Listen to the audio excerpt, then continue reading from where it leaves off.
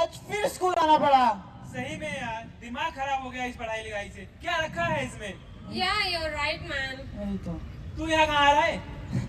अरे देख, ये तो राघव है, वही किसान का बेटा जिसके बाप ने कल खेत में सुसाइड कर लिया था। वही ना, ये किसान और किसान के बच्चे भी ना। ऐसे लोगों को, ऐसे कपड़ों को तो मैं पोछा भी ना बनाऊं। वही कितनी बदबू आ रही है इसके कपड़ों से। Gee, you don't even have the right to sit with us. Silence! ये क्या हो रहा है यहाँ पे? ये स्कूल है। तुम यहाँ पढ़ने आते हो कि ये सब करने आते हो? This is 21st century और आज रिपब्लिक डे भी है। तुम अब तक ये डिस्क्रिमिनेशन करते हो। Sit down. Open your textbooks and अरे राघव, तुम इनके साथ बैठो। आजकल के बच्चों को किसी की कदर ही नहीं है। तुम्हें पता भी है कि इस देश के किसानों ने क्या क्या झेला है? No ma'am. ध्यान से सुनो, मैं तुम्हें एक कहानी बताती हूँ। समय था 1793, जब भारत में ईस्ट इंडिया कंपनी का शासन फैल रहा था। उस दौर में भारत के गवर्नर जनरल थे लॉर्ड कॉर्नवालिस, जिन्होंने शासन को सुव्यवस्थित करने के लिए 3 प्रमुख सुधार किए। स्थायी बंदोबस्त उनमें से एक था, जो किसानों के लिए लाभकारी सिद्ध नहीं हुआ। सुनो, मैं खाना लाई हूँ। अरे क्या हुआ? इतनी परेशानी में क्यों हो? खाना खाओ पहले। लगता है अभी आखिरी खाना होगा। पर क्यों? ऐसे क्यों बोल रहे हो? एक तो बाढ़ के कारण पूरी फसल बर्बाद हो गई, ऊपर से कुछ पैसे भी नहीं बचे। पैसे की चिंता ना करो, मैंने कुछ पैसे बचा कर रखे हैं। लेकिन क्या फायदा उनका, वो भी तो लगान में चले जाएंगे। धीरे, मैं पानी लेकर आती हूँ। राजेश, अरे अरे राजेश, क्या हुआ? बहुत परेशान लग रहा है। परेशानी तो होगी ना घर में अनाज है, ना लगान भरने के लिए पैसे। अब हम जैसे किसान करे तो करे क्या? अब तो ये सारी परेशानियां हम किसानों के लिए आम बात बन चुकी है। मैं तेरी मदद कर तो दूं, मगर घर में बेटी की शादी है, और अगर कहीं मैं जमींदार को पैसे ना दे सका तो कहीं बेटी की शादी रुक ना जाए, क्योंकि ये जमींदार लोग कभी भी आ जाते हैं लगान लेने। साहब आ गए। साहब के सामने तुम सब खड़े हो? साहब, ये वही लोग हैं जिन्होंने अभी तक लगान नहीं दिया। मगर क्यों? साहब, बाढ़ के कारण पूरी फसल बर्बाद हो गई, तो इस बार लगान नहीं भर पाएंगे। उन सब से मुझे कोई फर्क नहीं पड़ता है। ये जमीन मेरी है, ये गांव मेरा है, और जो तुम सांस लेते हो मेरी वजह से लेते हो। लगान वसूल करो इनसे। साहब माफ कर दो साहब, साहब साहब साहब। जमींदारों के लिए लगान सत्ता का प्रतीक था, और जब वह न मिलता तो किसानों पर उनका अत्याचार और भी बढ़ जाता था।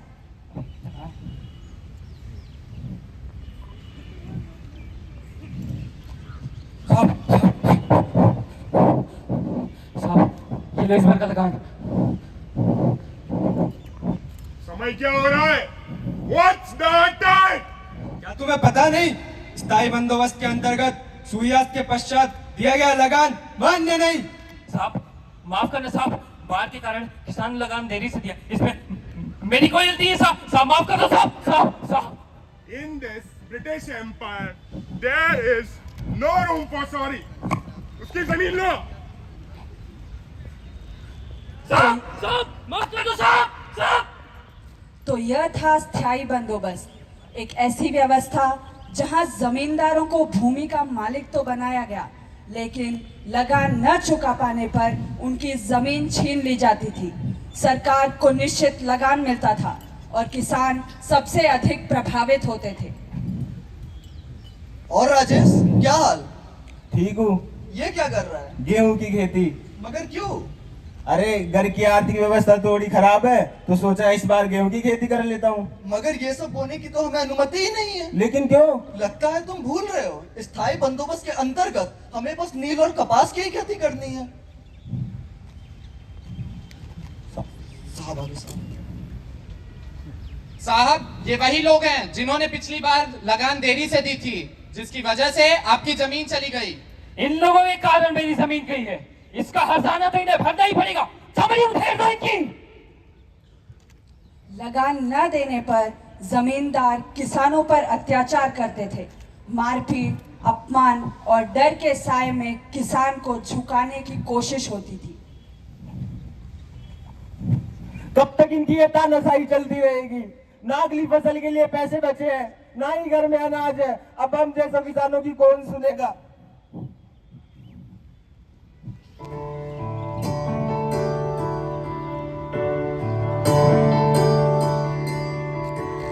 अभी मुझमें कहीं बाकी थोड़ी सी है जिंदगी,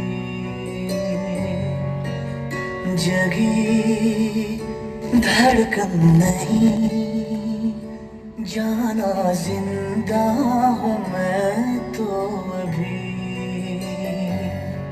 कुछ ऐसी लगन इस लम्हे में है, ये लम्हा कहाँ था मेरा,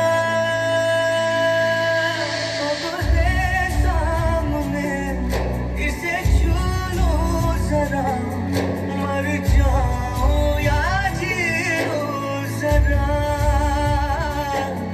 खुशियाँ झूम लूं या रो लूं जरा, मर जाओ या जी लो। पापा पापा पापा पापा, माँ माँ माँ, पापा को क्या हुआ? यही जो हर किसान के साथ होता है। हम अपनी मन की खेती नहीं करने देते, इनकी मन की खेती करते वो भी हमें नहीं मिलता। जमीनें छीन ली जाती है, तानाशाही रोज सहनी पड़ती है, और जो जो थोड़ी सी भी कमाई होती है वो भी इस लगान में चली जाती है। जमींदार काट लेते हैं, मानो भाई 100 रुपए भी इनका हक है। हम इतना सब सहते हैं, कुछ बचता ही नहीं सिवाय इस दर्द के। अगर ये सुन होता, तानाशाही न होती, शोषण होता, अत्याचार न होता, शायद ये मेरे साथ होते, मेरा घर सुना ना पड़ता। बताओ क्या होगा इस सोनी जिंदगी का? क्या किसान का दर्द कभी किसी को सुना? भारी लगान, जमींदारों का दबाव और असुरक्षित भविष्य, यही उस समय किसान के संघर्ष की पहचान थी।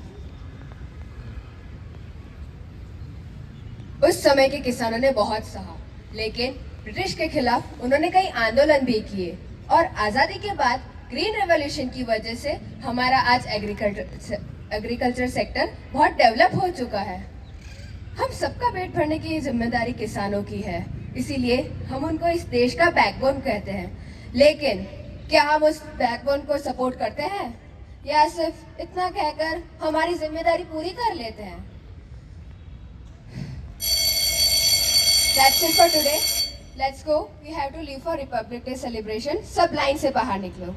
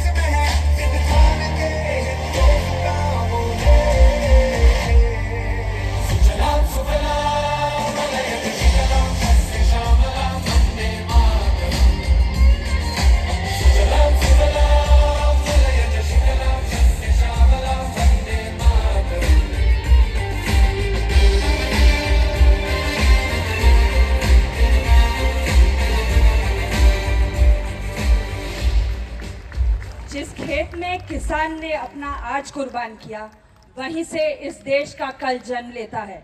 देश की रक्षा केवल सीमा पर खड़ा सैनिक ही नहीं करता, हल थामे किसान भी राष्ट्र की मजबूत ढाल होता है।